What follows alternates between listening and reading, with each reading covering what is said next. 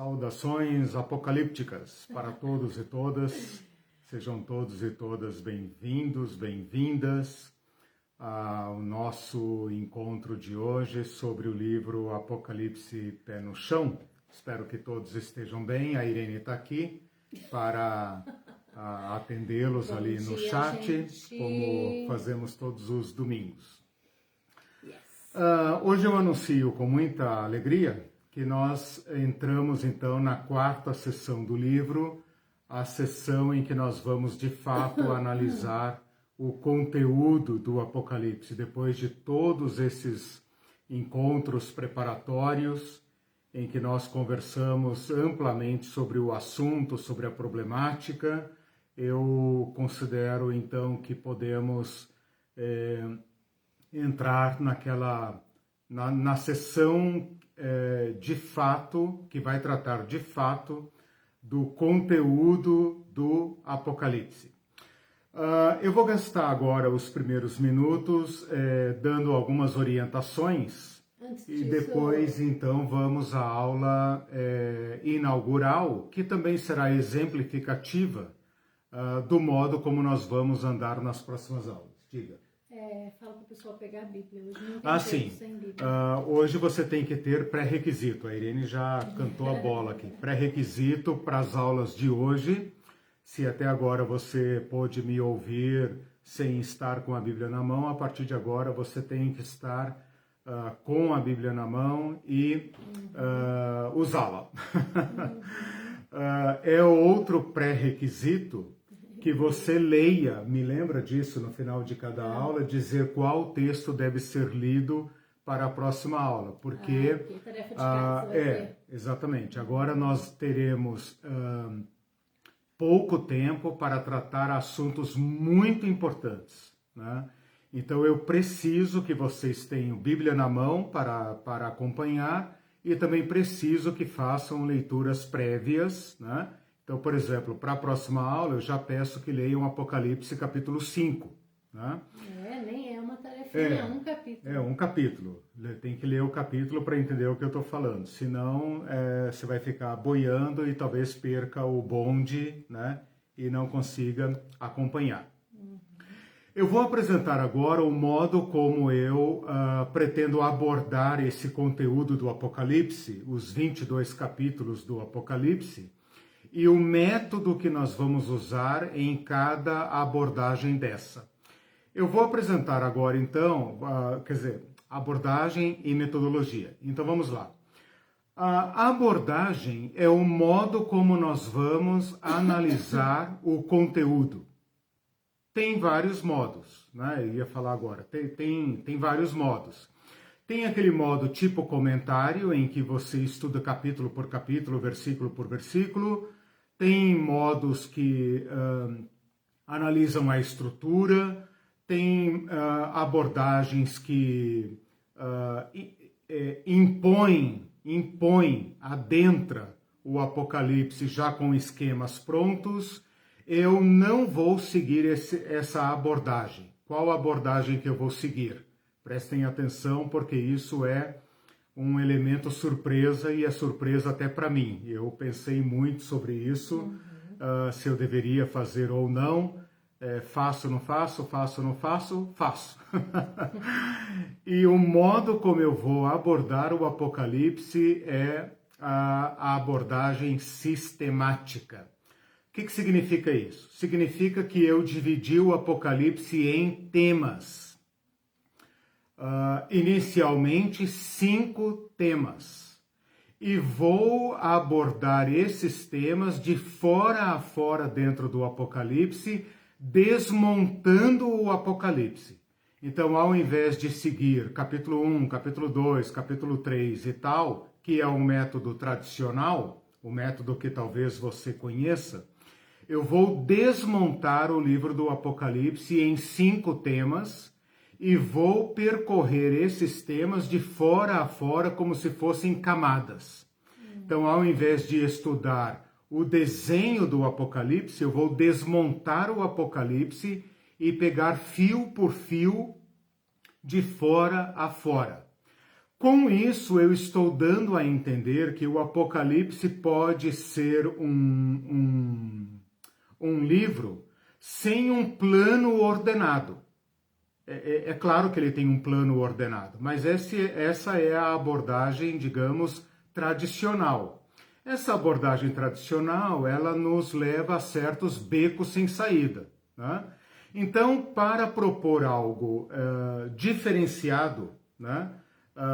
Para propor algo distinto, que nos permita quebrar certos paradigmas, que nos permita evitar certos problemas e aproveitar uma leitura diferenciada do Apocalipse, eu vou fazer essa abordagem, então, não estou dizendo que fui eu que inventei, mas ela é uma abordagem rara. Dificilmente você vai encontrar o livro de Apocalipse com uma abordagem sistemática. Quando eu digo sistemática, estou me referindo à teologia sistemática, né, uma mistura de teologia sistemática, que trata de temas teológicos, com teologia bíblica. Por quê? Porque eu estou dentro apenas de um livro. A teologia sistemática, por característica, ela abrange a Bíblia toda.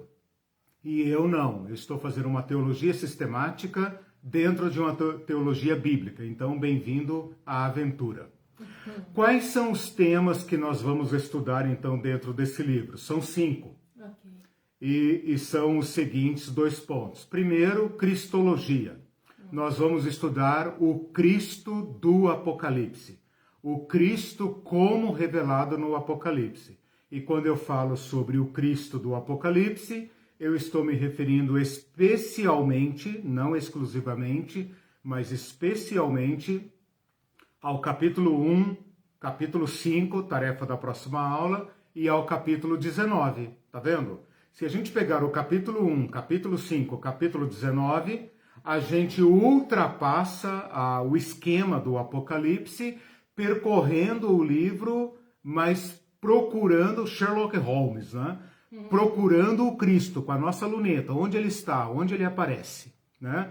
No final, nós teremos um retrato do Cristo no Apocalipse. Depois nós vamos estudar um próximo tema, que é o tema da igreja. Onde está a igreja no Apocalipse? Na abordagem tradicional, você tem apenas o capítulo 2 e 3. Depois do capítulo 2 e 3, a igreja desaparece. E isso leva o Tim LaHaye, o Hal Lindsey, essa turma aí, a dizer que a igreja foi para o céu. Por isso que o Apocalipse não fala dela, né? Eu vou achar a igreja do capítulo 1 até o capítulo 22. Okay. Todo o lugar que falar do povo de Deus, do povo do Cristo, dos mártires, é assunto da igreja. Portanto, vai pegar capítulo 1, capítulo 2 e 3, capítulo 7, capítulo 11, capítulo 14, capítulo 12 e 13, capítulo 19 e capítulo 20. Então, nós vamos gastar um tempo aqui em torno da igreja no Apocalipse.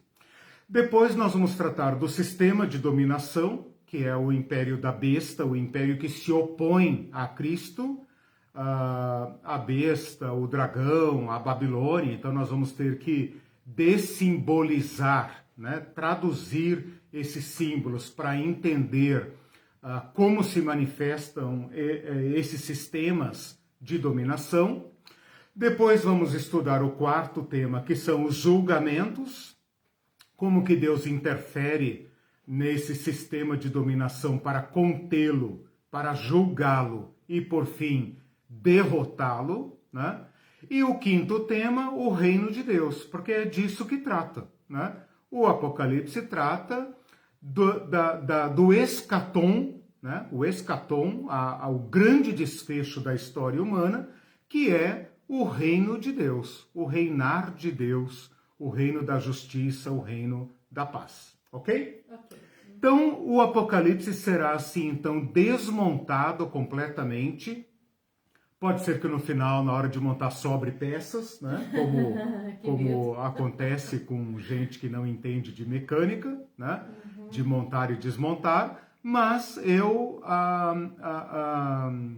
antecipo, né?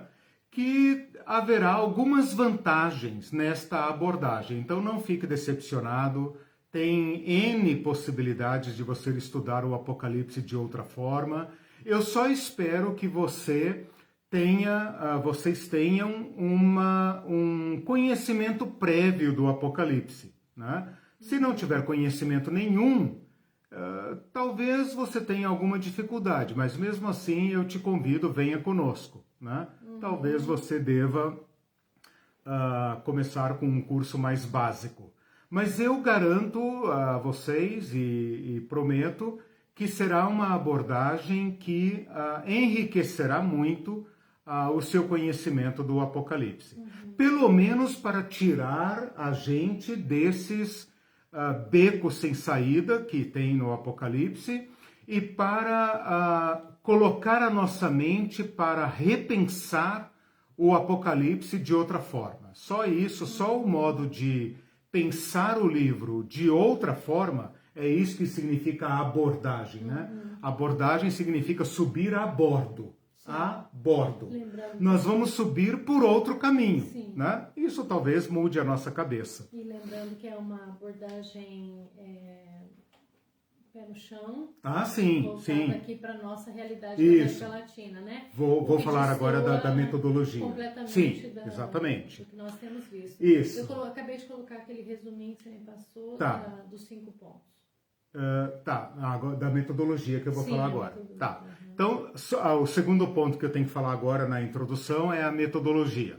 A metodologia é a seguinte: em cada um desses assuntos eu vou tentar, né? Eu vou ter como meta, e vocês vão me cobrar isso, é um compromisso que eu faço.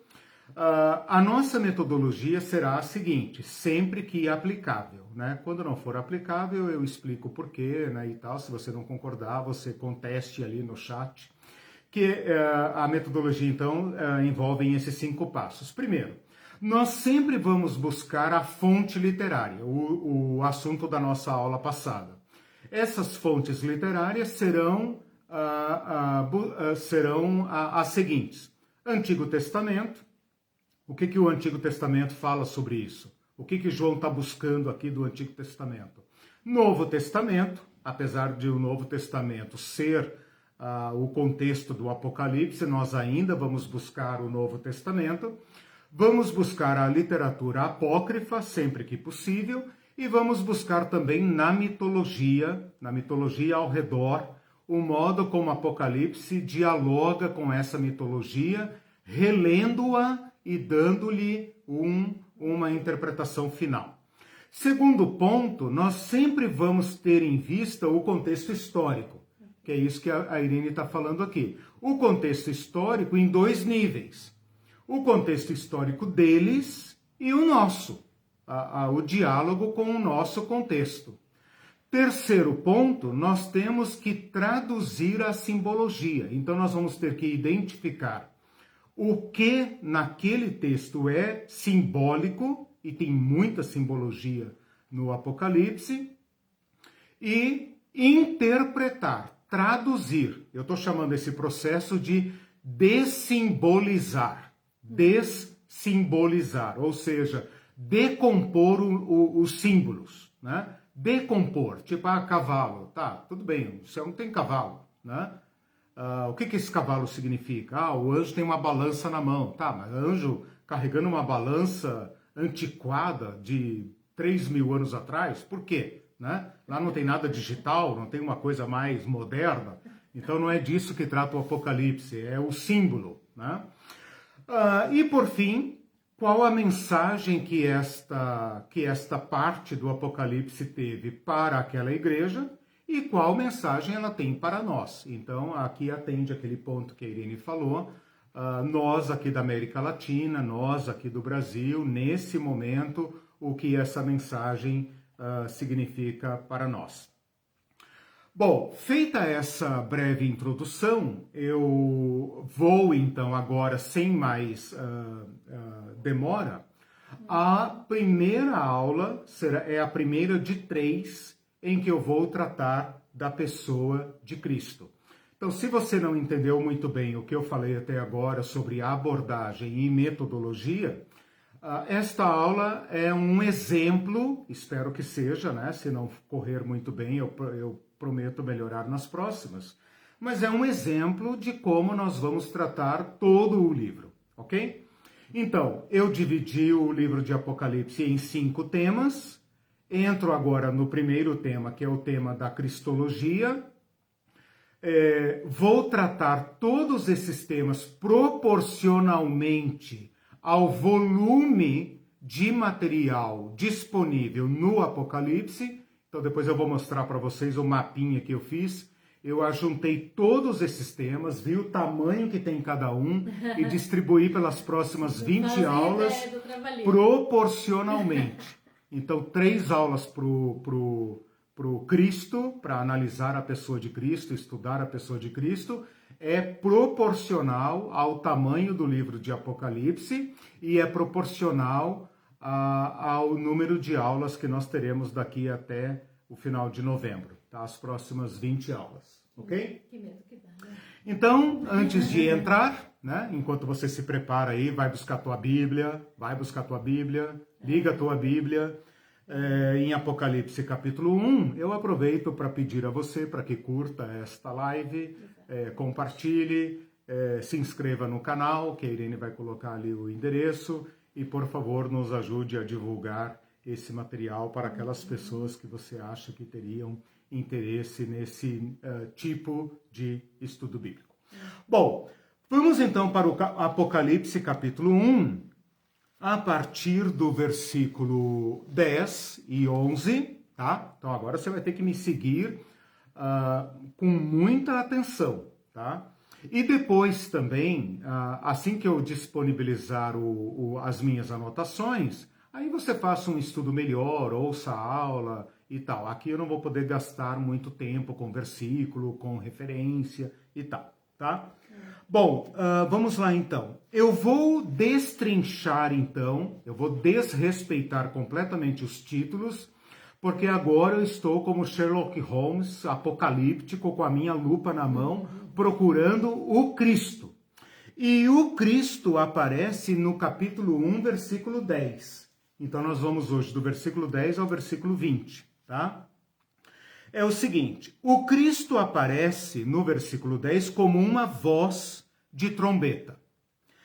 E no versículo 11, ele dá uma ordem ao João, dizendo: o que você vê, escreve às 7 igrejas. Nós ainda não sabemos que é o Cristo. Ele aparece como uma voz e uma ordem. O João toma um susto, versículo 12, e se volta para ver quem é esta voz que fala de trás dele, né? E ele então se depara com esta figura. E aqui do versículo 12 ao versículo 16, você tem então a descrição desta figura, que ainda não está identificada. Eu estou dizendo para vocês que é o Cristo porque eu já li. Já li, você também já leu, né? Mas olha o que ele vê. Ele vê uma figura humana, ele fala, vi como um filho de homem, portanto um homem, uma figura humana, que tem cabelos brancos como a lã e como a neve. Eu vou reorganizar aqui a descrição do Cristo para ficar na ordem da cabeça aos pés, tá? Porque ele não segue essa ordem, mas eu coloquei aqui em ordem, né? Então, do cabelo branco até os pés, tá? Vamos lá então. Cabelos brancos como a neve ou como a lã, a coisa mais branca possível. Olhos como chama de fogo, rosto brilhante como o sol. Da sua boca sai uma espada afiada. Então, no lugar da língua, sai uma espada afiada. A sua voz é voz como de muitas águas. E essa mesma voz foi descrita agora há pouco como voz de trombetas. Depois, no seu tronco, fala das suas vestes talares. Veste talar é um vestido comprido que vai até os pés, né? E no peito tem um cinto de ouro. Depois fala dos seus membros, mãos e pés, fala que ele tem 7 estrelas na mão direita e os seus pés estão descalços e eles brilham como o bronze polido ou como bronze derretido.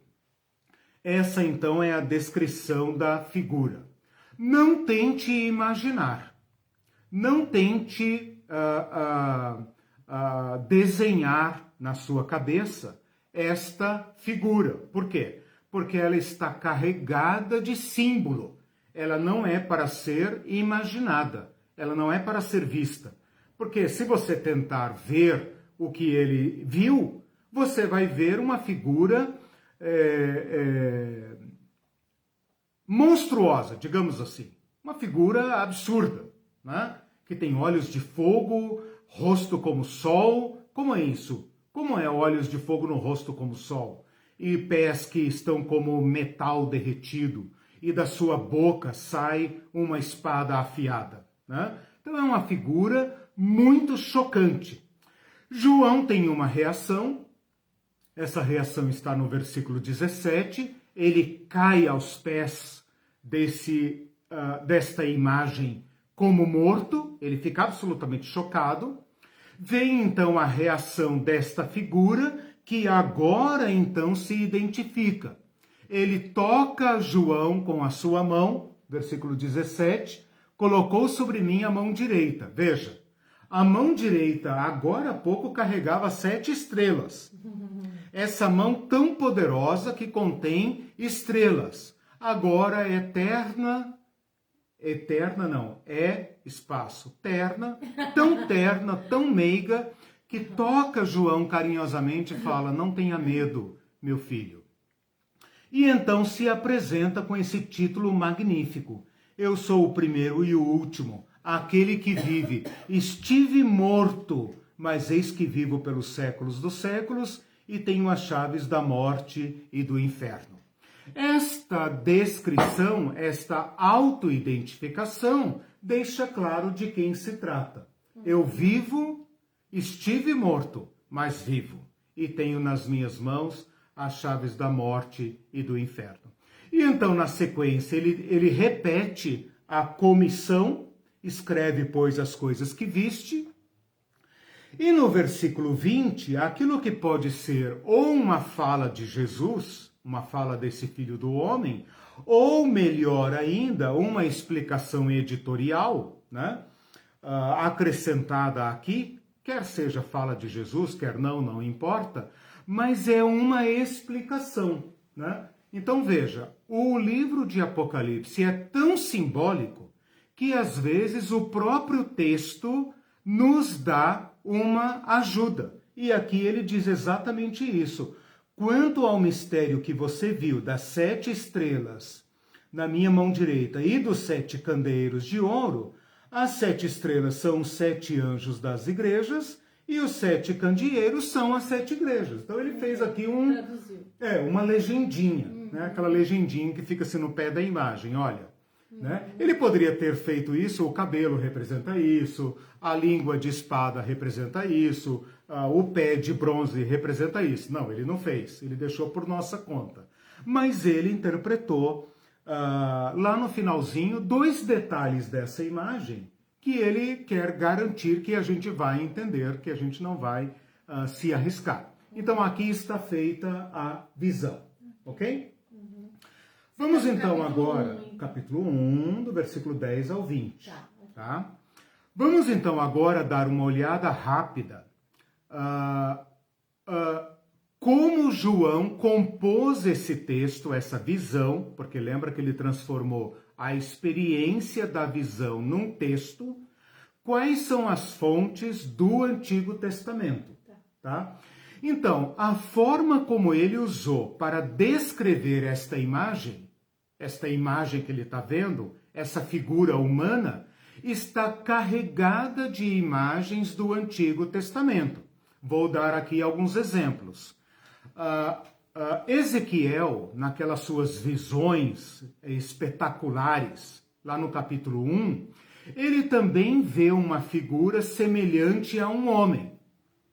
Então, ver figuras no céu com forma humana é típico de profetas, especialmente profetas escatólogos, né? Então, o Ezequiel tem uma imagem parecida e ele descreve isso. Principalmente Daniel, né? Depois você veja isso com detalhes, mas o Daniel, no capítulo 7, versículo 9, ele também vê um ser que é um ancião. Então, os cabelos brancos como a neve já é uma referência a Deus no céu, ok? E lá na imagem de Daniel, ele vê um homem, um ser que ele não descreve, que ele chama de ancião dos dias, ou ancião de dias, com cabelo branco, e outra figura que está ao lado, que está na presença do ancião de dias, que é chamado um como filho do homem. Então, aquilo que Daniel vê como duas imagens, o João vê aqui agora como uma única imagem. E isso diz algo a respeito do Cristo.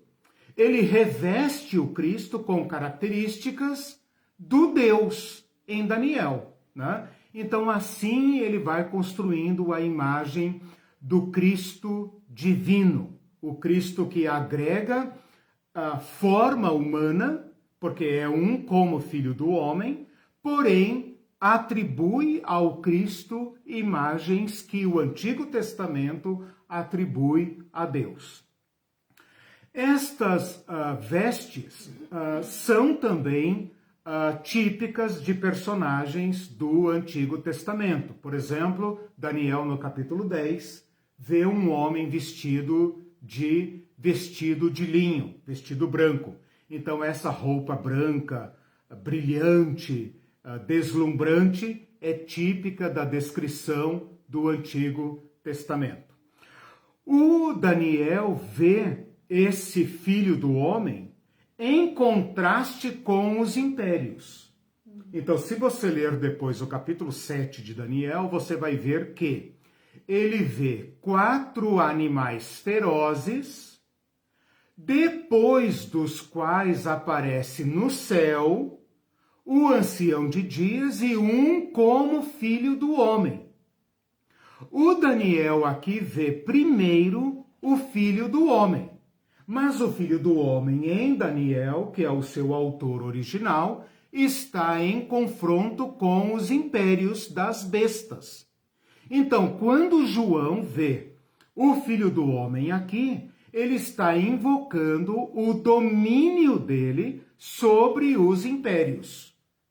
Como é que eu sei disso? Eu sei disso porque esta figura que João está descrevendo, o pano de fundo dela é Daniel capítulo 7. Depois você leia isso com calma, eu volto a esse assunto. O rosto que brilha lembra Moisés quando esteve na presença de Deus. Aquele brilho fugaz, né, que ia apagando, e agora o brilho intenso do rosto de Cristo, que é semelhante ao sol. Esta imagem do rosto que brilha e de colocar em relação ao sol, prefigura uma imagem divina. Porque no Antigo Testamento, às vezes se fala coisas como Deus é sol e escudo, a sua luz brilha para sempre, vi uma grande luz do céu. Então essa imagem também é típica de descrição de seres do céu, quer seja um anjo poderoso, como vai aparecer no Apocalipse, quer seja o próprio Deus ou quem esteve diante de Deus.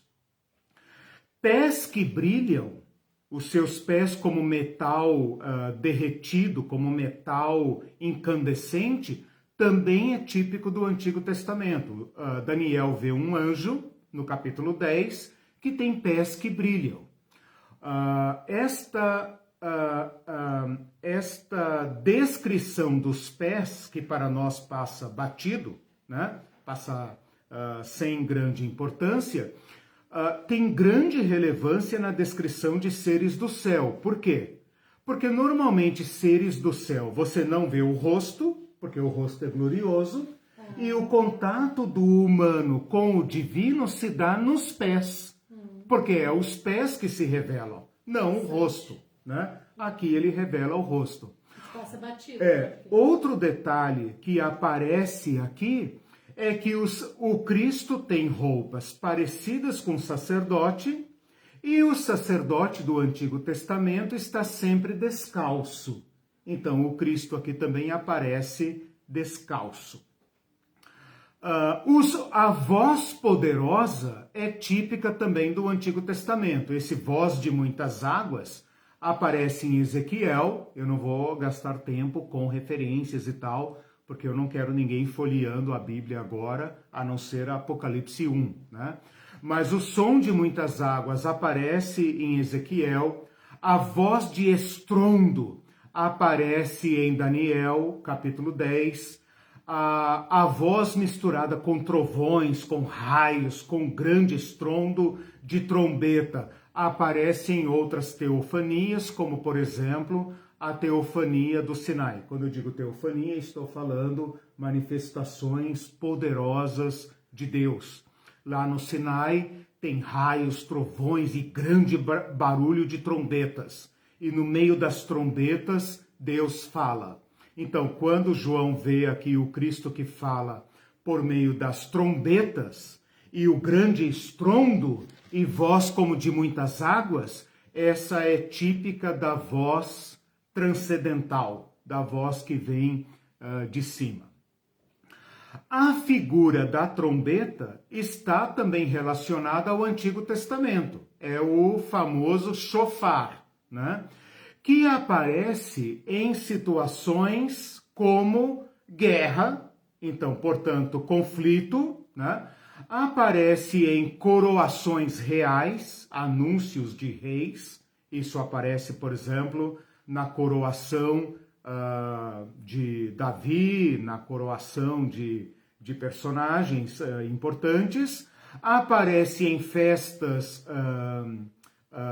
do povo de Israel, por exemplo, festa das trombetas, quando o sacerdote tocava a trombeta e então o povo adorava, ou em sacrifícios. Então, essa voz ligada a trombetas está ligada a figuras do Antigo Testamento. As vestes de Jesus aqui, como vestes talares, são vestes de reis ou vestes de sacerdote. E aqui então Jesus agrega em si realeza e sacerdócio. Isso precisa ser compreendido. A espada afiada é também uma figura do Antigo Testamento, mas nunca na boca, né? Então aqui João faz uma síntese da figura da palavra de Deus, que é a espada afiada, como saindo simbolicamente da boca. Mas o Antigo Testamento fala coisas como fez a minha boca como espada afiada, né? Então, aquilo que o Antigo Testamento usa como metáfora, João aqui vai usar como um símbolo. Quer dizer, esse Cristo, quando fala com voz de trombeta, com voz de uma violenta cachoeira, né? O que sai da boca dele é uma espada afiadíssima. Então, essa figura também é conhecida. A reação de João quando ele desmaia diante da visão também é conhecida no Antigo Testamento.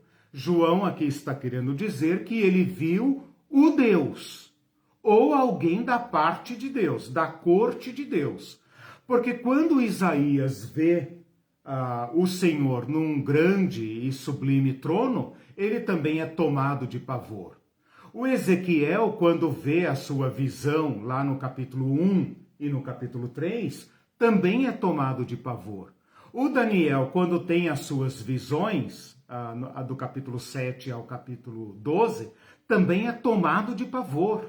Eles caem de 4, eles ficam como sem fala. Então, esta reação de João cair como morto é superior, ou digamos, é muito mais intensa do que qualquer reação de qualquer profeta do Antigo Testamento. O que João está querendo dizer? Eu vi alguém como ninguém jamais viu até então. Ok? Ok. Estou apenas pensando do Antigo Testamento, tá? Estou apenas trazendo do Antigo Testamento algumas figuras para você entender. Quando Jesus reage tocando com a mão, isso também parece os anjos consolando Daniel. Se você ler lá Daniel, quando ele fica muito fraco e o anjo fala com ele, não tenha medo, levanta Daniel, você é muito amado, anima, né, o Daniel. A reação de Jesus que aparece aqui no versículo 18 é: não temas, eu sou, né? Esta expressão eu sou é típica de afirmações divinas.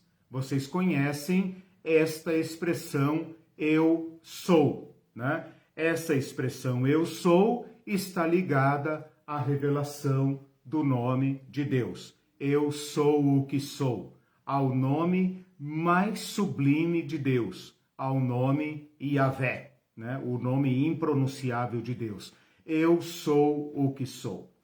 Porque Deus falou eu sou, o povo judeu não usa esta expressão. Então, ao longo do Antigo Testamento, esta expressão eu sou fica reservada à palavra de Deus. Ninguém pode dizer mais eu sou, só Deus é.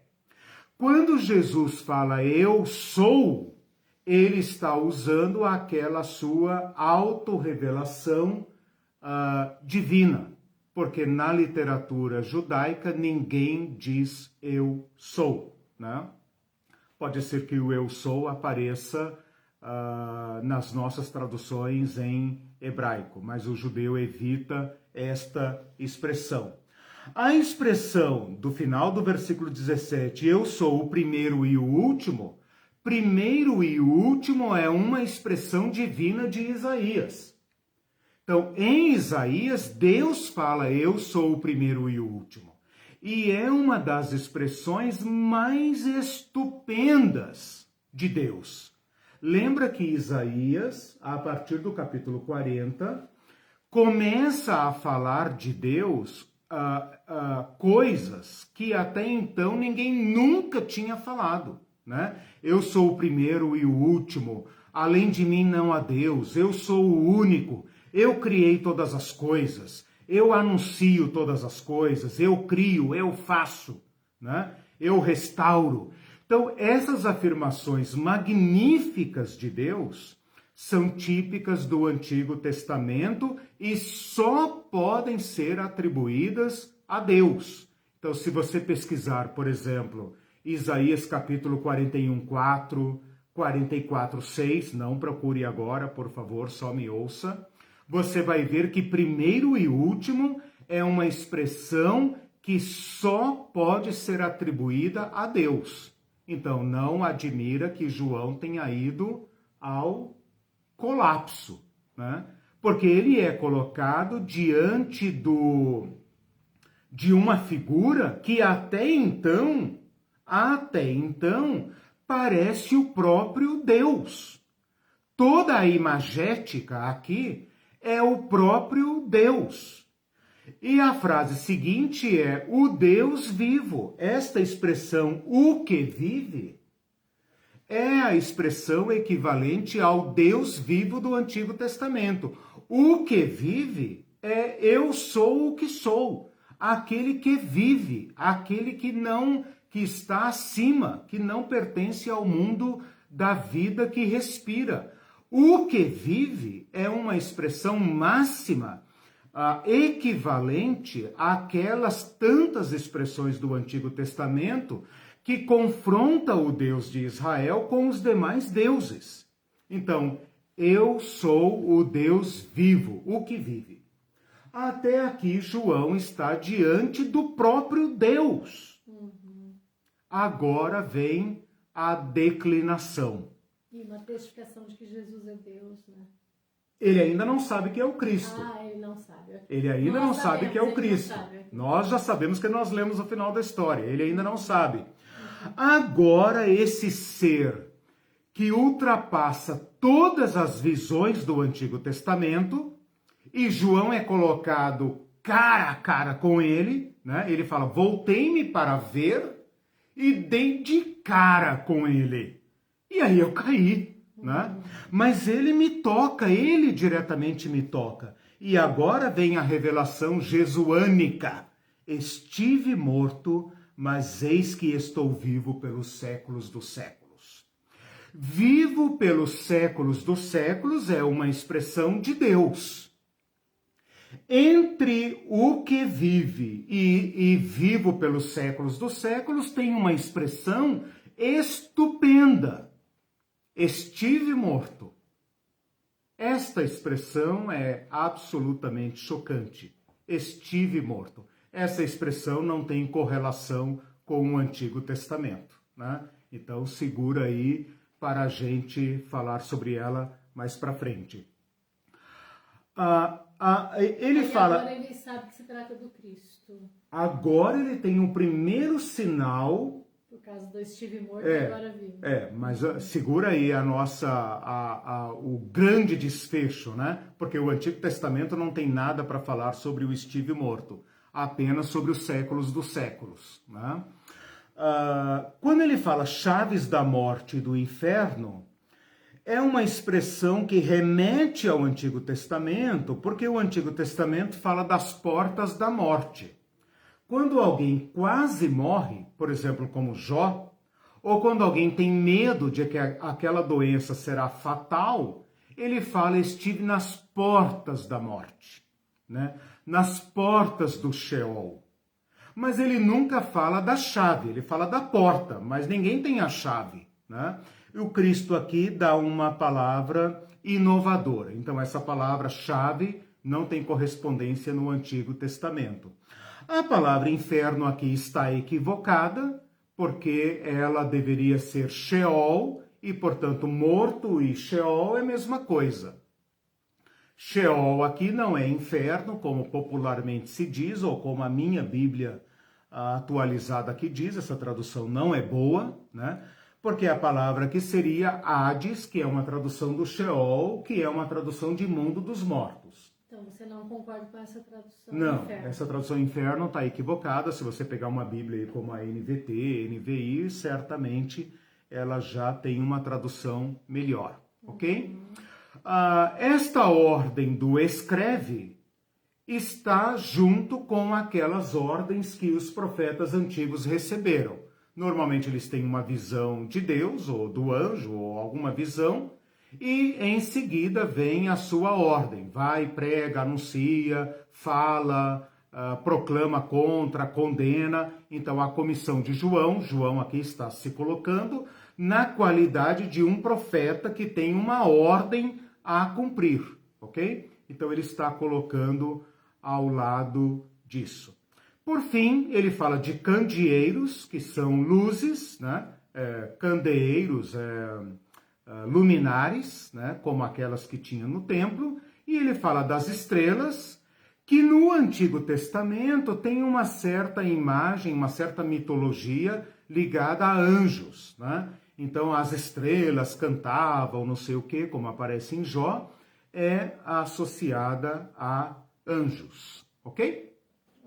Então eu fiz aqui um breve retrato, muito rapidamente, só para mostrar como o Antigo Testamento foi trazido junto aqui para compor a interpretação desta imagem. Se você lê apenas Apocalipse, você pensa assim, ele viu um homem, meu Deus, né, tal, não sei o quê.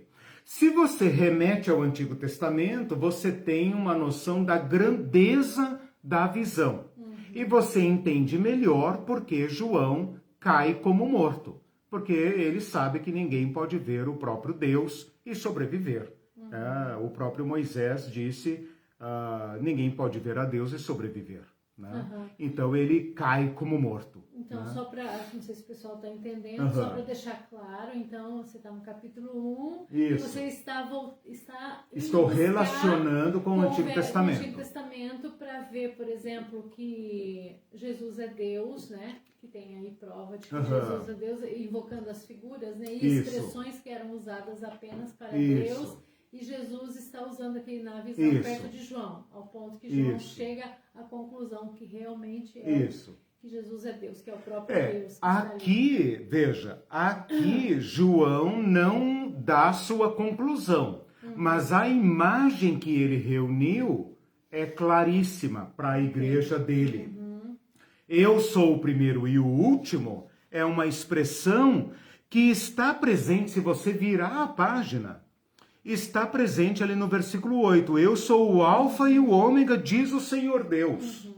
Lá no capítulo 22, ele fala o seguinte, quer ver? Eu estou antecipando aqui alguma coisa, mas no capítulo 22, ele fala o Cristo falando. Aqui é o Cristo falando. Eu sou o alfa e o ômega. No capítulo 1, quem fala alfa e ômega é Deus. Eu sou o alfa e o ômega, diz o Senhor Deus. Mais para frente na visão que eu falei, Jesus fala, eu sou o primeiro e o último. No capítulo 22, lá no final do livro, amarram-se as pontas. Porque o Cristo fala, eu sou o alfa e o ômega, o primeiro e o último, o princípio e o fim. Então aí amarrou a visão. E nós temos que levar em conta também que primeiramente foi escrito para os judeus e que eles conheciam eles compreenderam. E a gente precisa recorrer ao estudo das figuras, ao estudo do Velho Testamento para entender o que significa. Isso, porque nós lemos isso aqui como se João chegou lá e pá, né? Chegou lá e pá, viu, né? Mas eu estou mostrando para vocês que esta imagética está arrastando consigo todo o conteúdo do Antigo Testamento, matéria da nossa aula passada. O Alexandre está dizendo aqui que na NVI é Hades. Hades, exatamente. Essa é a tradução correta. Na NTLH, a Well está dizendo que o versículo 18 é mundo dos mortos. Mundo dos mortos, perfeito. Porque até a palavra Hades... Até a palavra Hades aí é problemática. Porque ela carrega consigo a mitologia grega, né? E ela deve traduzir isso que o Elton falou, mundo dos mortos, porque a palavra mundo dos mortos para os hebreus é Sheol, né?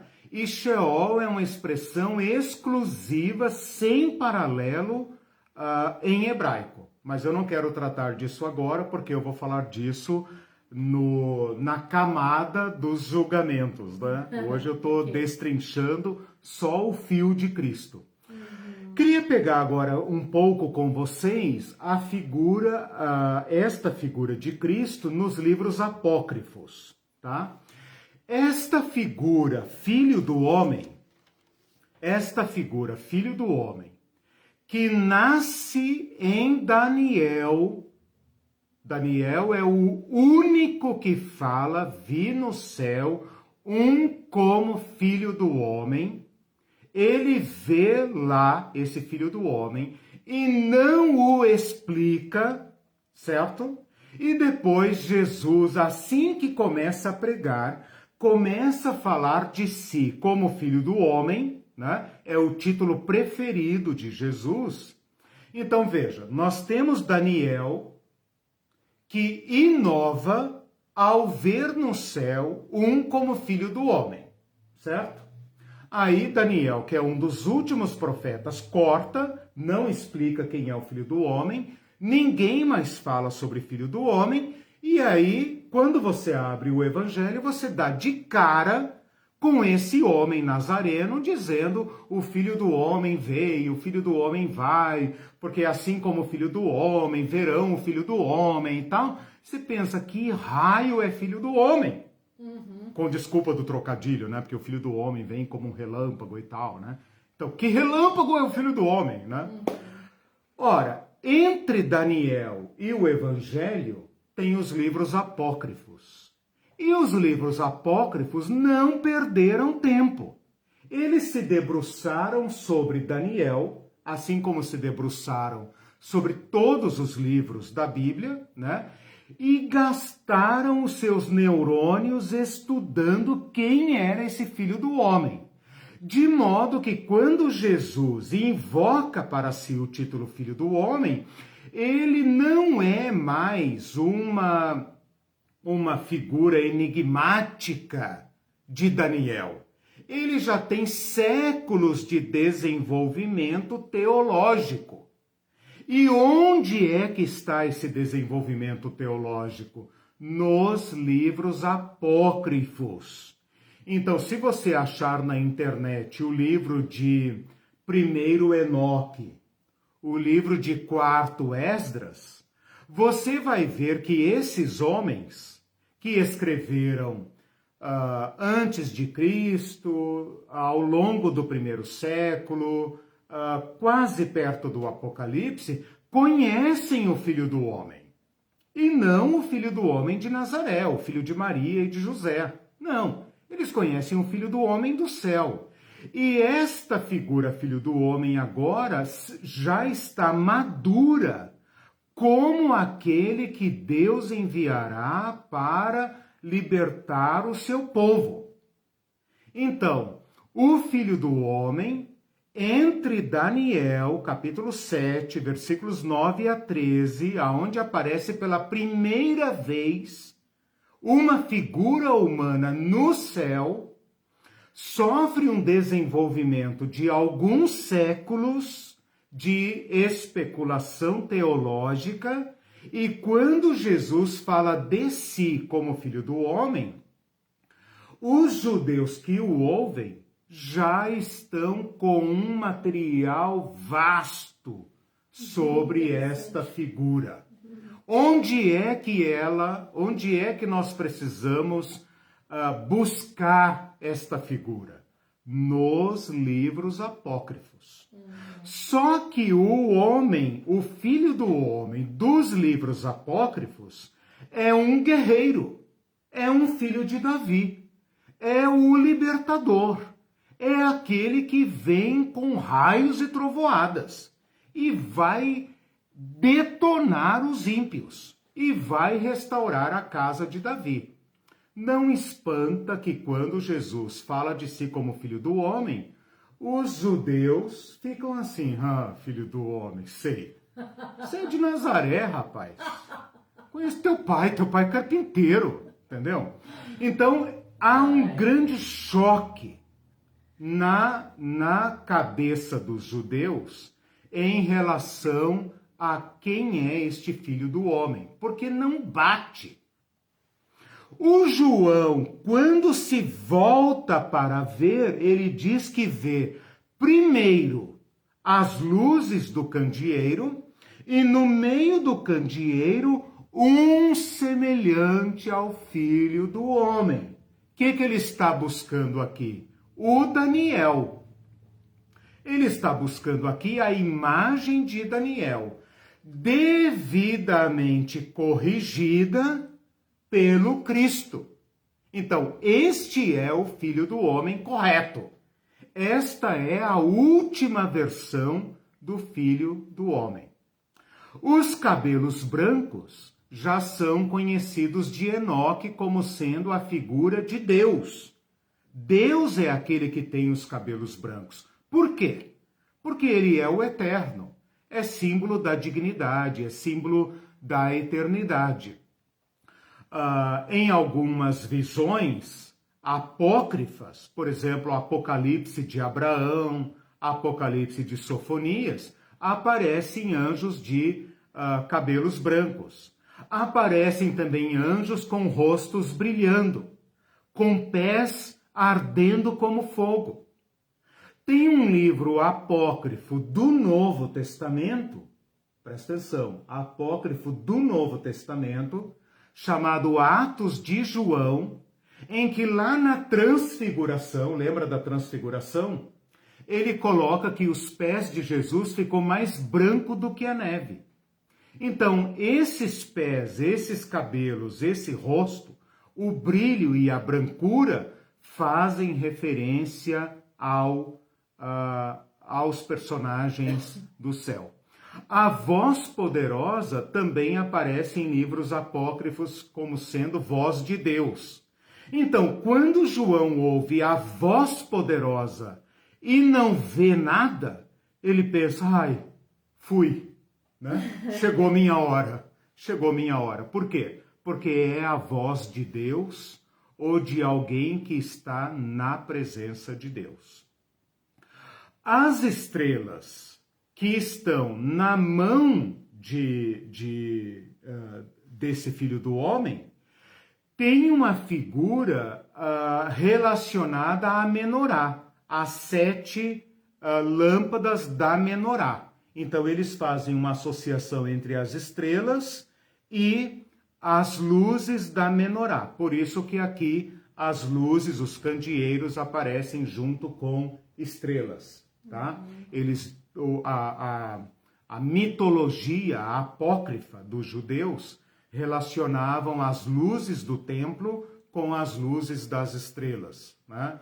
E eles não tinham uma astronomia muito bem desenvolvida, e então eles pensam no Cristo, eles pensam nos planetas como estrelas, eles não fazem uma grande distinção.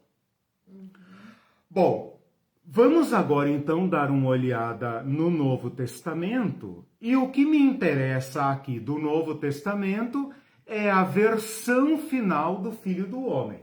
E é isso que eu preciso que vocês entendam aqui. O Filho do Homem dos Evangelhos, que a gente lê, pensa que entende, mas não entende, o que significa Filho do Homem? Né? Como eu falei na aula passada, Filho do Homem é um homem. Ora bolas, né? Eu sou um homem, tenho um filho, esse filho é filho do homem, né? Homem, filho de homem. Assim como gato tem gato, cachorro tem cachorro, leão tem leão, boi tem boizinho, homem tem homenzinho, né? Filho do homem. Então, qual é o sentido dessa expressão? E por que ela causa tanta confusão no Evangelho?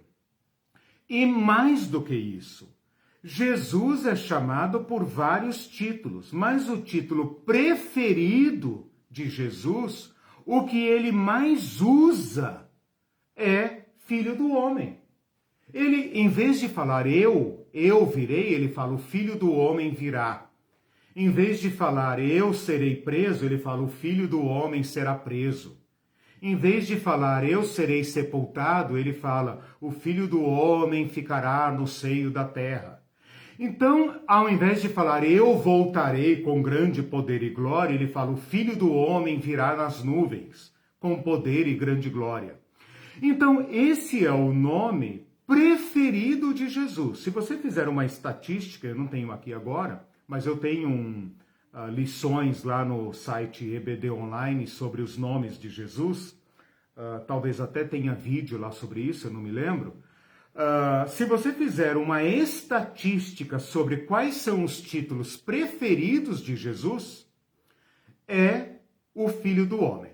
O Filho do Homem aparece 70 vezes, 69 vezes nos 3 evangelhos, Mateus, Marcos e Lucas, e aparece 13 vezes em João. Fora dos evangelhos, não se usa o nome Filho do Homem, em nenhum lugar. Qual que é o total de vezes? 69 vezes nos sinóticos. Quando eu digo sinóticos, estou me referindo aos 3 evangelhos, Mateus, Marcos e Lucas, e 13 vezes em João. No resto do Novo Testamento, esse nome desaparece. A igreja não usa esse nome.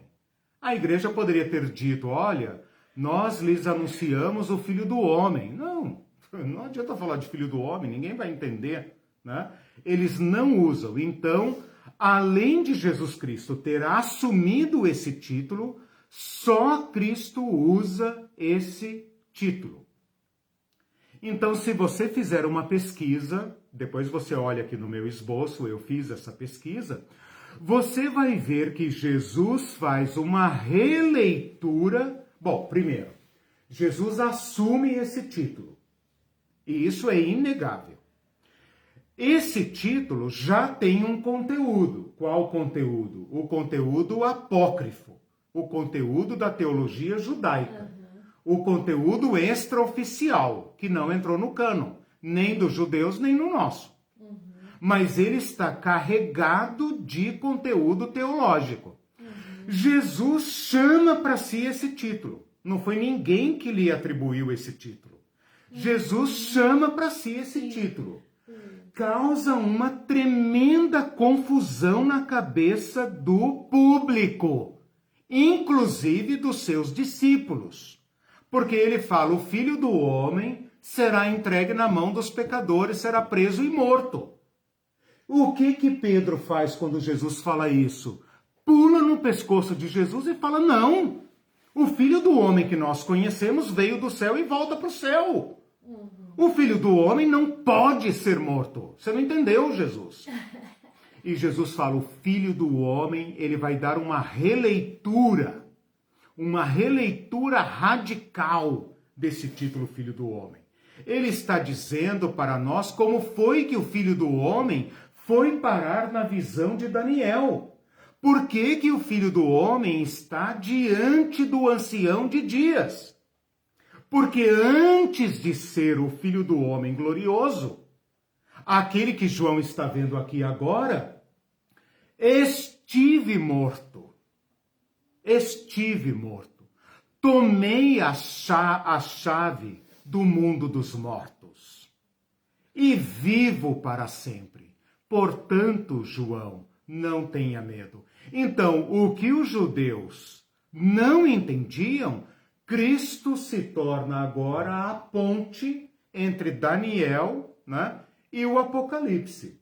Ele está dizendo, eu sou aquele que vocês conheceram. Porém, eu sou os aquele. escritores do Novo Testamento fizeram uso, então, dos estudos dos livros apócrifos, né? Não. Não? Não. Os Então, escritores... o espaço... Não, mas veja bem. Os escritores do Novo Testamento são apenas os evangelhos. Os evangelhos. Fora dos evangelhos, ninguém fala em Filho do Homem. Tem uma outra expressão, assim, casual. Mas ninguém fala mais sobre Filho do Homem. Significa dizer que os autores do Novo Testamento reservaram esse título para Jesus na boca de Jesus. Ou seja, só Jesus falou sobre esse título. Sim. E o corrigiu. Então, aquele material apócrifo foi assumido por Jesus Cristo e corrigido.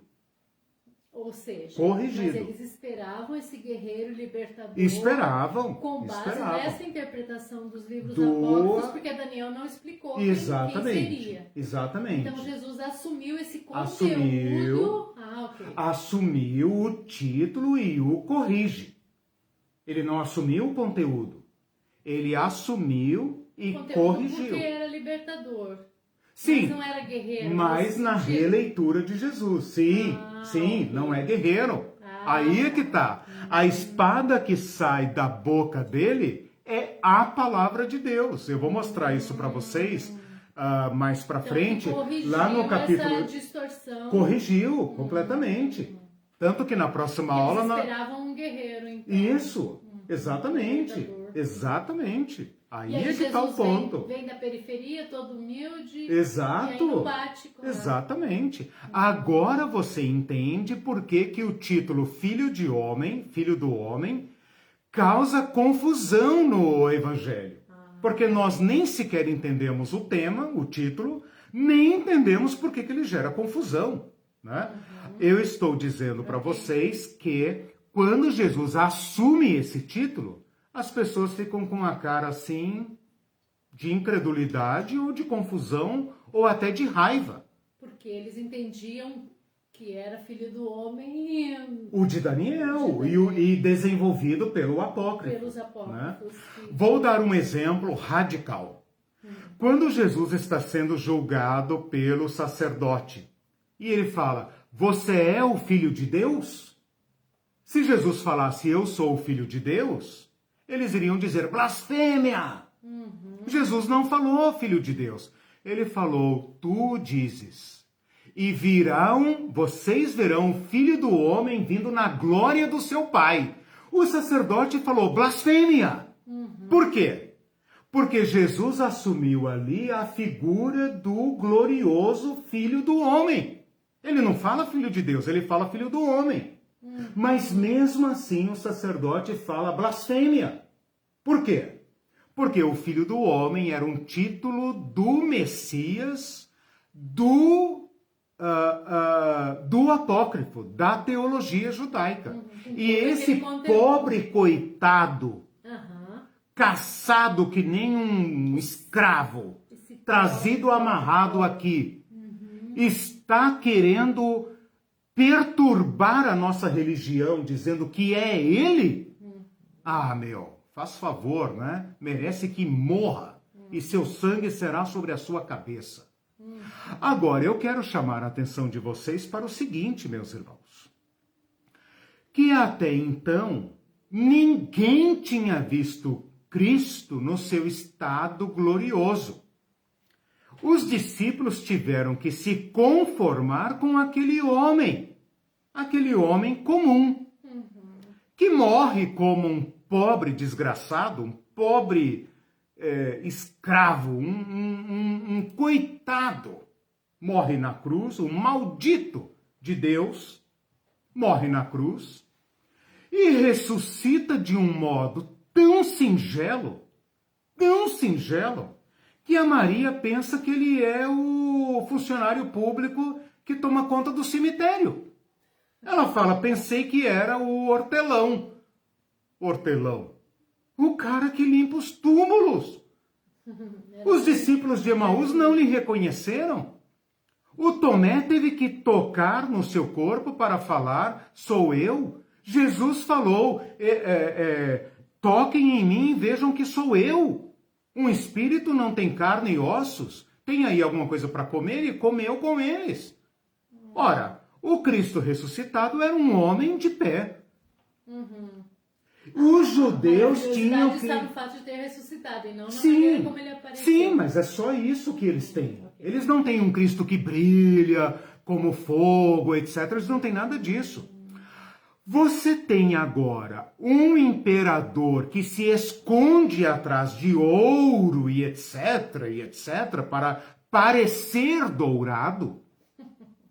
E você tem que dizer não para esse filho do cão, que pensa que é o filho de Zeus, o filho de Júpiter, e adorar um homem que foi trucidado pela violência do império, que ressuscitou segundo a nossa fé, mas ninguém mais o viu.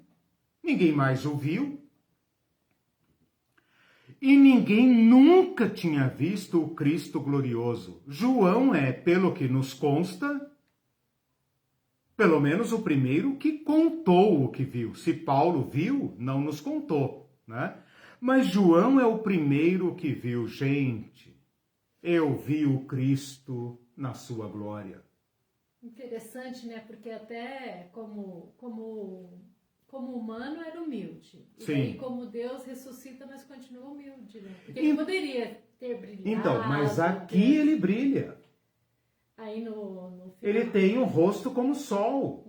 Aqui ele aparece vestido da máxima majestade. Aqui você fala... Aqui nessa visão. na visão, sim. Aqui mas eu nessa digo, visão. quando ele ressuscitou... Sim, não, ali... Então, isso. mesmo como Deus, ele poderia ter se Sim. aproveitado da situação e colocado... Sim. Tipo assim, tá vendo? Vocês me menosprezaram, porque eu era um carpinteiro, porque eu era da periferia, mas olha aí quem eu sou. Exatamente. Mas não. Só aí na visão de Apocalipse. Exatamente, come com eles, fala a respeito do reino de Deus e tal. Uma coisa que a gente... Nem para transfigurar, porque a Exatamente. Transfiguração é uma visão magnífica do Cristo. Nem para transfigurar o Cristo ressuscitado fez. Exatamente. Tanto que alguns duvidaram. É incrível essa humildade. A humildade. De Deus e tudo. E uma Mas coisa agora, para enfrentar o império, ele fala, Jesus ele aparece, Jesus... não transfigura, ele aparece com sua glória. Ele aparece com a voz de Deus, o rosto de Deus, os pés de Deus, os olhos de Deus, a boca de Deus. Ele aparece com a sua máxima glória. O grande segredo, a frase sem paralelo aqui é: estive morto. Estive morto. É meio complicado porque a gente já sabe e conhece o fim da história. Exato. Só que a gente tem que voltar aí e ler como os judeus leram. Sim. Porque eles tiveram a experiência bem presente, né? Bem perto de conhecer Jesus na sua humildade, né? Na sua pequenez e tudo isso. Então, pra gente é difícil passar daqui pra lá. Sim, né? sim. É um exercício que a gente esse tem é o que exercício fazer. de ir lá. Ok. Então, bom, o que eu fiz aqui, né? Eu falei basicamente do Antigo Testamento, falei dos apócrifos, falei do Novo Testamento. A mitologia conhece essas figuras, tá? Eu queria só destacar um ponto aqui interessante, que os empregados e os trabalhadores usam o cinto na altura dos quadris, na altura do cinto mesmo, porque trabalham. Só quem usa cinto na altura do peito são os ricos, as elites, né? Os nobres, os magistrados, os senadores, o imperador. Então, Jesus aqui aparece com glória máxima, né? Toda esta visão já nos contextualizou. Depois você leia aqui a lição e tal, né? Vamos gastar esses últimos minutos apenas para pensarmos aqui um pouco juntos sobre o significado disso. Ok? Sobre filho Vamos do conversar homem, um pouco sobre isso, tá? O Alexandre Klein diz, tem um estudo do Clovis Boff, onde ele afirma que filho do homem é o único título que Jesus usa sobre si mesmo. Exatamente. Todos os outros, mestre, filho de Deus, Isso. Senhor, rei, profeta, etc., foram os outros que atribuíram a ele, não Exato. ele a si mesmo. Exato. Ele aceita, de certa forma, porque, por exemplo, Messias é um título, né? Filho de Davi, você tem razão. Aceita, Mas nunca esse disse que esse é o preferido.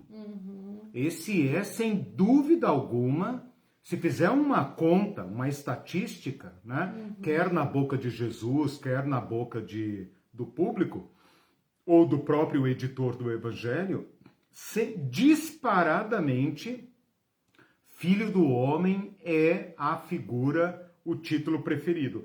E aqui, João está retomando Daniel com a releitura de Jesus Cristo. Interessante. Com a releitura de Jesus Cristo. Vejam que ele escreve após a experiência. E ele está usando essa imagética para que o seu público entenda, porque ele já entendeu, né? Mas ele escreve com essa carga do Antigo Testamento, do Novo Testamento, quando ele fala, vi um como filho do homem. A igreja já deve ter sentido, não, você viu como? Como assim, né? Aí ele fala dessa glória, dessa majestade, perto da qual o imperador é uma besta. Veja por que o Apocalipse pode dizer, tá vendo aí o Nero, o Domiciano, esses homens que se cobrem de ouro para parecerem divinos? O Apolo, o Júpiter, o Zeus, cercado de ouro? Eu vi aquele perto do qual o ouro se derrete. Os seus pés são como metal fundido. Seu rosto é como o sol na sua força. Aliás, lá na Transfiguração, o rosto de Cristo brilhava como o sol. E as suas vestes eram mais brancas do que qualquer lavandeiro poderia fazer. Né? E Jesus fala, não contem para ninguém. Não contem para ninguém o que vocês viram aqui. Espere eu ir embora primeiro, aí vocês digam o que viram. Né? Ele não queria não esse contem. tipo de propaganda, sensacionalismo, ele não queria. Porque ele precisava corrigir. Quando ele fala, o Filho do Homem não veio para ser servido, mas para servir, a cabeça dos discípulos deve ter dado um nó. Porque o Filho do Homem veio para ser servido, claro. Mas ele fala, o Filho do Homem não veio para ser servido, mas para servir. Não, não, Senhor. Não, você não entendeu. Tá vendo o que deu faltar na aula da sinagoga? Perdeu essa lição. Então, isso deu um nó na cabeça dos discípulos. Tanto que o Evangelho nem conta a reação deles, né? Vamos lá. O Guilherme Falcão está dizendo, Jesus de Nazaré se revela como Filho do Homem, né? Filho do Homem. Então, porque olha só, olha que interessante. O Filho do Homem no Evangelho é claramente um título. Mas aqui ele não é título. Aqui ele não é título, ele fala assim, vi um semelhante a filho de homem. Exatamente como está escrito em Daniel. O fato de Cristo se revelar como filho de homem dá agora a sua verdadeira dimensão. É um de nós. Para estar na face de Deus, não é essa besta monstruosa que se reveste de ouro e mata quem não o adora. É o plenamente humano. Então, ao colocar o Filho do Homem no céu, Jesus está nos dando a figura da máxima humanidade. Por isso que ele pode dizer depois, ao vencedor eu darei tudo. Aquele que vencer a besta, que vencer a crueldade, que vencer a violência, que vencer a Babilônia, eu lhe darei tudo, eu lhe darei a plena humanidade. Vocês acham que eu estou sentado no trono? Mas todos vocês vão sentar comigo no meu trono. Eu lhes darei um novo nome. Eu tenho um novo nome, eu lhes darei um novo nome. Então eu lhes darei tudo. Eu lhes darei a vida. Por quê? É o plenamente humano. Por isso nós cristãos somos chamados a enfrentar a besta e perseverarmos na nossa humanização. Porque tudo que desumaniza, bestializa. Lembra que besta é um nome que a Bíblia dá para o animal violento. Nós temos que resistir à violência. Porque João está nos dizendo, sabe o Filho do Homem de Nazaré, aquele que foi morto, ele é que está lá como vencedor. Ele que é o primeiro e o último. Ele é o que vive. O imperador morre. Dizem que vai para o céu, que vira Deus e tal, mas nós nunca vimos. O nosso Cristo, sim. O Nero, não sabemos onde está. O Domiciano, não sabemos.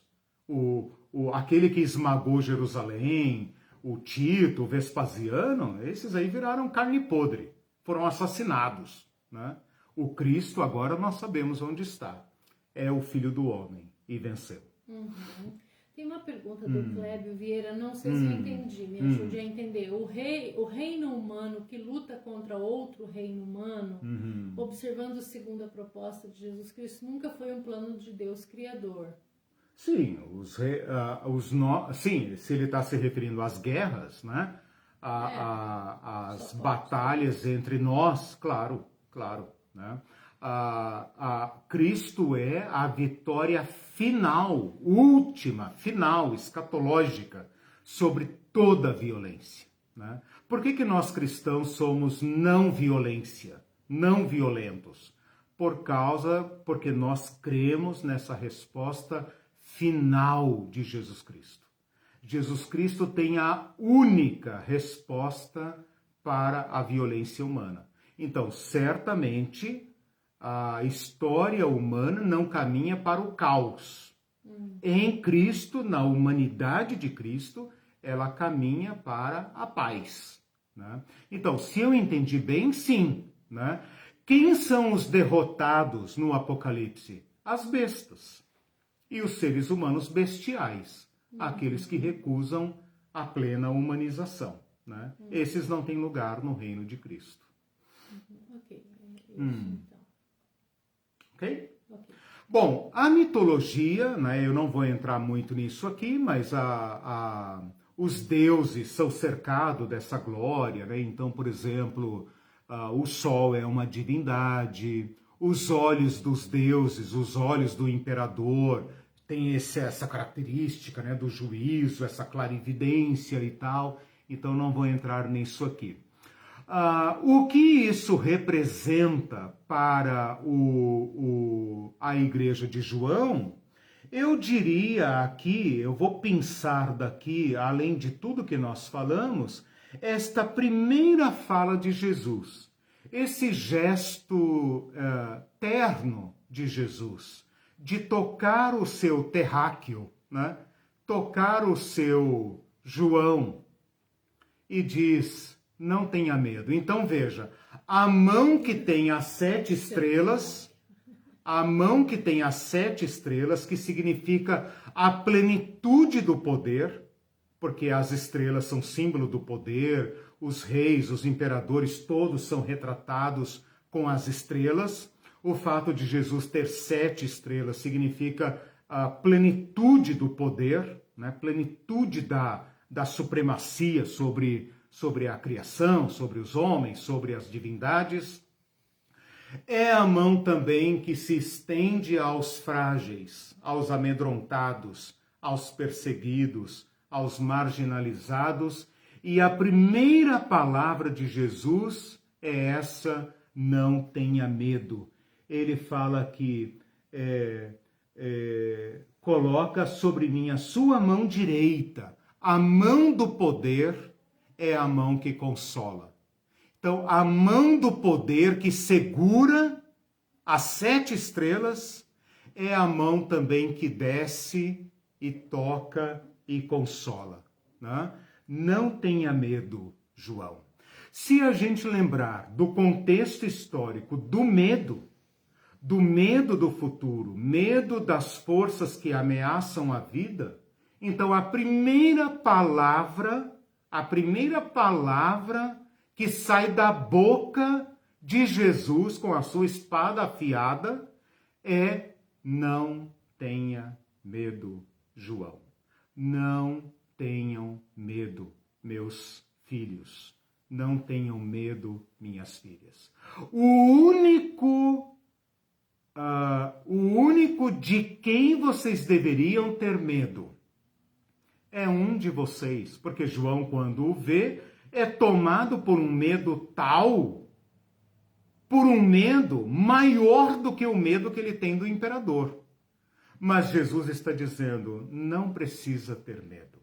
Ora, se eu não preciso ter medo daquele cujo rosto brilha como o sol, daquele que meus olhos não podem ver sem terror, então de quem eu devo ter medo?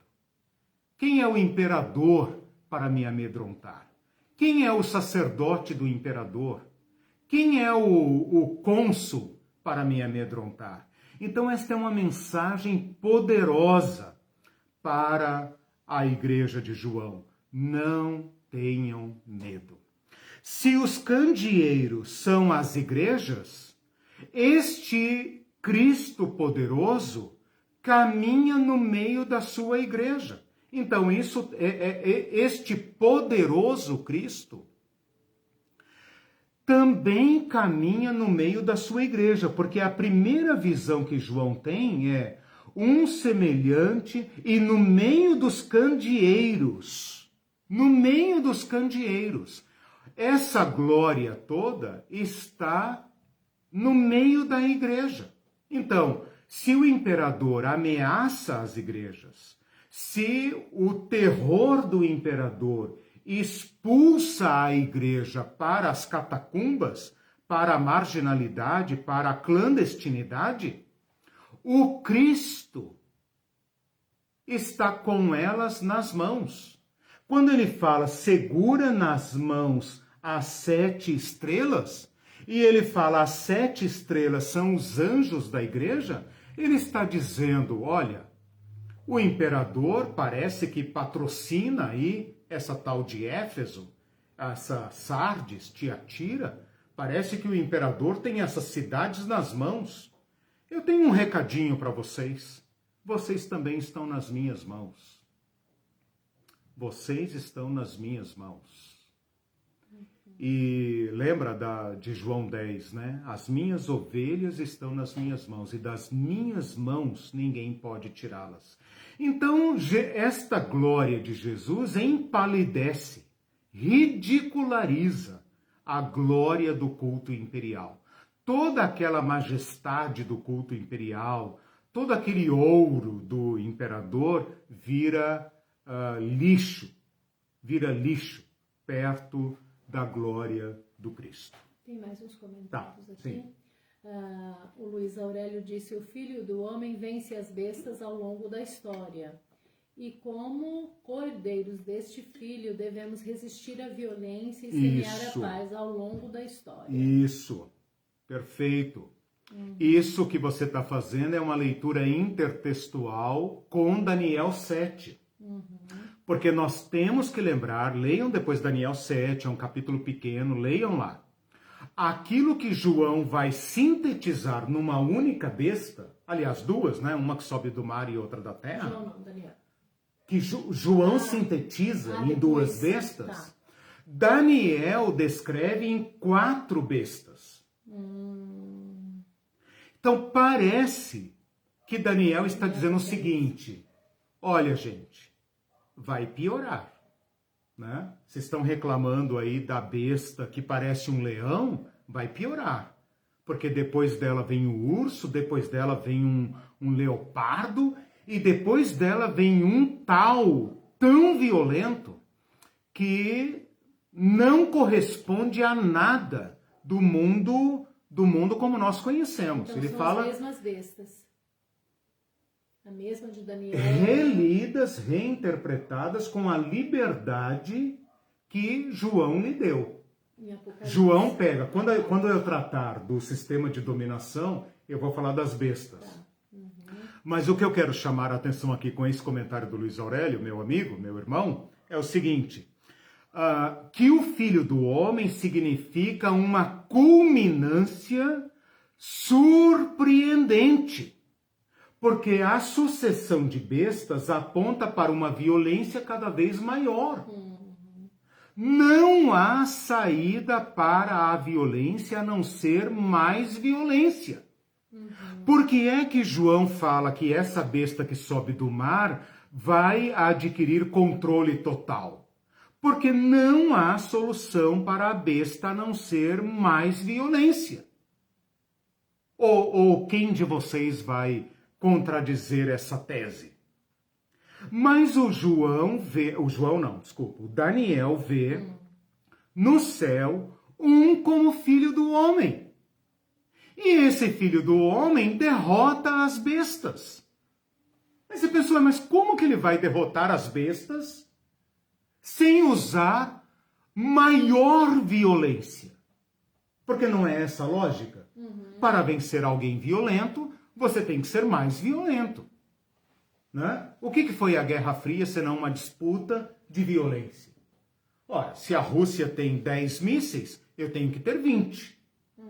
Aí a Rússia olhava para os Estados Unidos, a União Soviética olhava para os Estados Unidos e falava: os Estados Unidos têm 20 mísseis, nós temos que ter 40. E assim vai. Não tem saída a não ser maior violência. Como que um filho de humano, como que uma criatura humana vai derrotar? Este é o fator surpreendente. E o Cristo do capítulo 1 de Apocalipse está dizendo: não tenham medo dessas bestas de 10 cabeças, de rabo, de cauda, de voz, que pisa e ameaça e tal. O Filho do Homem venceu. Então, exatamente isso, Luiz Aurélio e demais irmãos e irmãs. Em face desta visão do humano, do Filho de Deus que se fez homem, nós podemos dizer não ao armamento da população. Nós devemos dizer não à truculência do Estado.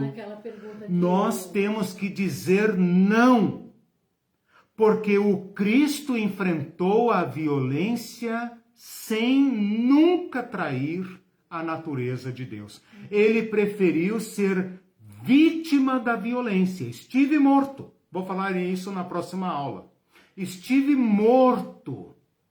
Fui vítima da violência. Mas Deus colocou o humano no seu próprio trono. E onde estão as bestas? O final do Apocalipse vai dizer, nunca mais se reerguerão.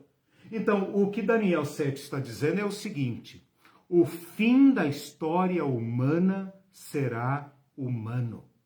Leia Daniel 7, ele vai dizer assim, e o reino foi dado aos filhos do Altíssimo, e os santos o possuirão. Quem são os santos? Os indefesos, os humanos.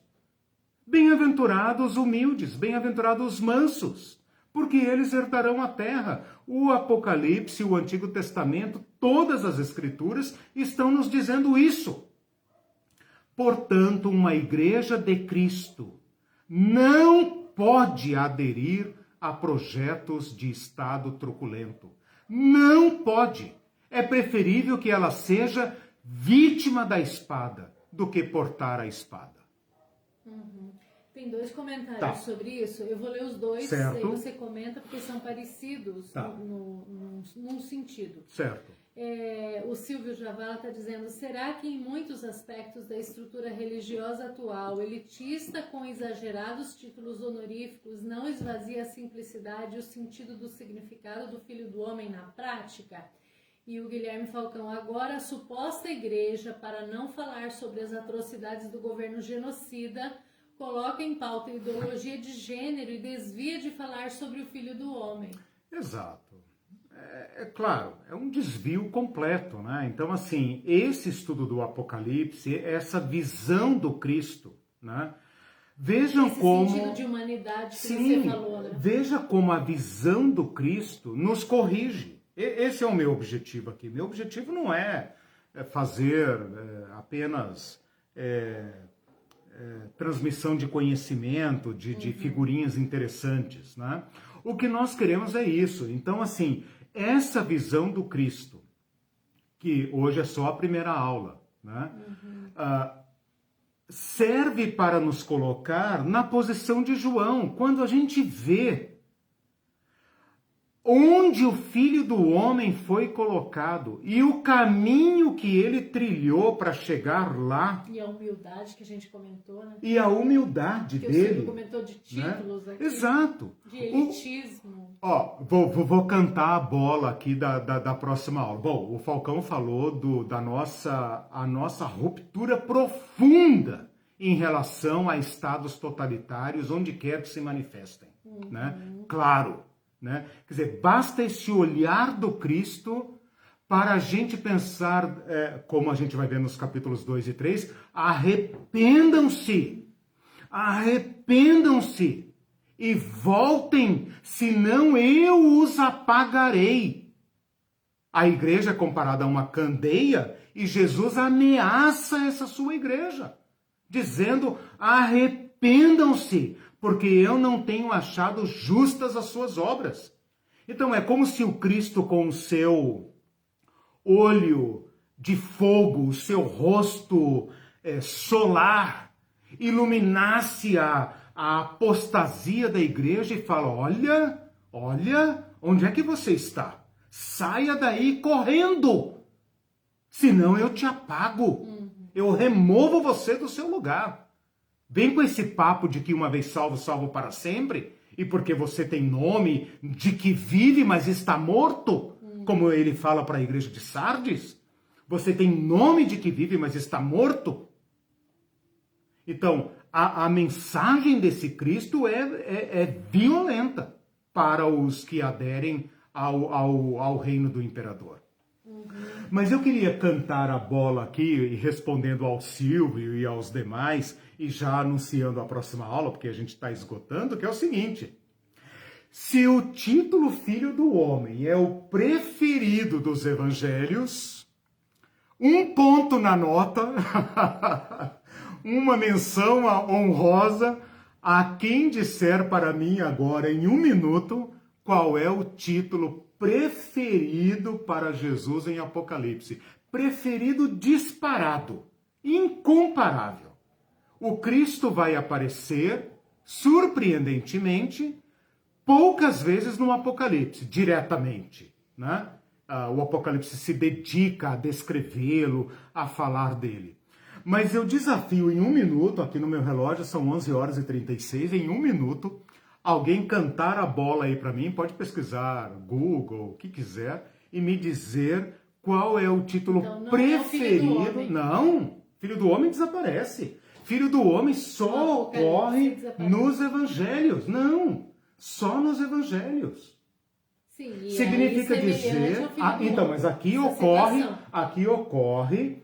buscando Daniel e invocando o Cristo Filho do Homem, mas aqui não ocorre como título. Ok. Certo? Só semelhança. Significa dizer que a igreja respeitou a palavra de Cristo, ou seja, a igreja poderia ter pensado assim, o título preferido do nosso Senhor era Filho do Homem, então vamos anunciá-lo como Filho do Homem. Não, a igreja não fez isso. A igreja não fez isso. Ela preferiu tratá-lo de Cristo, Messias, né? Um nome que Jesus assume pouco, como Alexandre Klein nos lembrou. Raramente ele fala, eu sou o Cristo. 1 ou 2 vezes ele fala isso, né? Mas o título disparadamente preferido para se referir a Jesus no Apocalipse é... Na próxima aula, você deu 1 minuto e não obedeceu. Deixa eu ver se eles responderam. Veja aí, se alguém sabe. Isso é um torpedo matador, lacrador, como se diz. O Kleber arriscou em o noivo. Não. Cordeiro de Deus. Cordeiro de Deus. A Sueli acertou. Cordeiro de Deus. O título disparadamente preferido, não vou dizer aqui agora quantas vezes, mas é mais de 15. Na próxima aula eu falo isso, minha cabeça não guardou o número. Mas umas 15 vezes ou mais, é o título preferido, o Cordeiro que venceu. O Cordeiro os vencerá, e o Cordeiro os apacentará, e estão diante do Cordeiro, trono do Cordeiro, o livro da vida do Cordeiro. Meus irmãos, né? Meus irmãos, esse é o título preferido do Cristo. Contra uma besta de 10 cabeças, Deus me manda um cordeiro. Podia ser o leão da tribo de Judá. Exatamente. Exatamente. Tinha que mandar o Cristo que cospe fogo pela boca. Não. A humildade continua. Não. A figura máxima do Cristo será o Cordeiro de Deus. Isso é maravilhoso e é por isso que eu optei por esta abordagem do Apocalipse. Bom, se vocês perceberam... Não tem nada a ver com Deus acima de todos. Se vocês perceberam, eu fiz uma incursão no Antigo Testamento, uma incursão nos Apócrifos, uma incursão no Novo Testamento. Falei brevemente da mitologia, aqui apenas para invocar como Cristo é colocado acima de todos os deuses dos povos, né? Romanos, gregos, egípcios e tal. A descrição dele aqui é muito superior a qualquer mitologia, né? E qual a mensagem que isso representa para a igreja? E vocês já percebem também o que representa para nós, né? Como nós cristãos somos chamados ao anúncio de um reino que é absolutamente surpreendente, né? O Alexandre Klein perguntou isso na aula passada, né? A humanidade deu certo? Não, a humanidade vai de mal a pior. E ela vai se tornar cada vez mais violenta.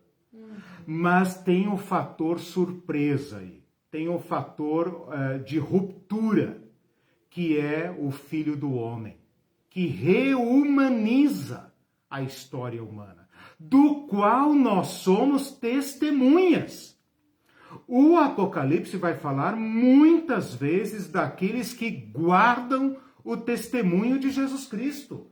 Ora, meus irmãos, guardar o testemunho de Jesus Cristo não é ir na igreja domingo de manhã. Guardar o testemunho de Jesus Cristo é seguir o caminho de Jesus Cristo contra o império. Como Cristo agiu contra o império. Mesmo quando o império pensou que tinha degolado o Cristo. o Cristo prefere se deixar matar do que matar. E ao se deixar matar, ele está no trono de Deus. Na próxima aula, depois você veja, capítulo 5, lembra? Tarefa da próxima aula. No capítulo 5, quando o drama chega ao máximo da história, João é colocado face a face com um cordeiro degolado. Um cordeiro que ainda está pingando sangue. Um cordeiro que foi recentemente imolado contra a besta que ruge, pisa e mata e que exige adoração e poder total. Deus envia. Você vai perceber que é assim um anticlímax. Porque o capítulo 4 e 5 cria um auge assim que você fala: quem é esse que está no trono? Quem é esse? É um cordeiro recentemente imolado. Nosso Salvador. Né? Então é isso, meus irmãos. Deixa eu ler vocês vejam aí como andamos, né? Próxima aula Cristologia de novo. E depois entramos na parte da igreja. Antes de eu ler os comentários para concluir, eu só queria dizer, então, para quando você estiver nessa parte bem, vamos dizer, técnica, né? Um pouco que precisa de concentração, de acompanhamento, ter um pouco de paciência, quem estiver acompanhando, porque daí a gente vai chegar na aplicação, vai chegar na contextualização. O método sempre é assim, esse. o método é esse. Porque às vezes só no final que a gente entende onde você vai querer chegar, né? Exatamente. A gente fica assim com medo de não estar acompanhando, mas é só seguir que vai dar certo. Isso. Nessa semana a gente vai ajustando o método. O método que eu escolhi foi esse. O Elton diz assim: para mim, essa parte da nossa reflexão sobre o Filho do Homem a partir de João, no Apocalipse, enterra de vez o terrível e equivocado slogan Deus acima de tudo. Certeza. Maravilha. Com certeza. O final do Apocalipse é Deus no meio de nós. Deus habitará com eles, armará sua barraca no meio de nós. O Clébio diz: Jesus Cristo semeou o amor, somente o amor. Amém.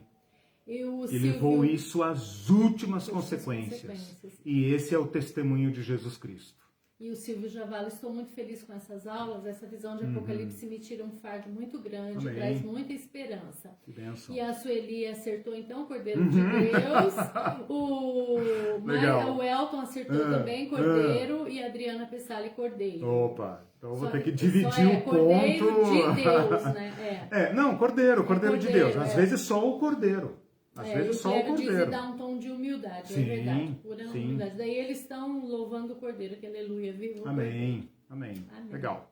Então é isso, meus irmãos. Hoje a aula foi um pouco densa, mas a gente vai praticando essa metodologia até que vocês, né, todos nós, eu também estou inventando o caminho, então eu também vou ter que aprender.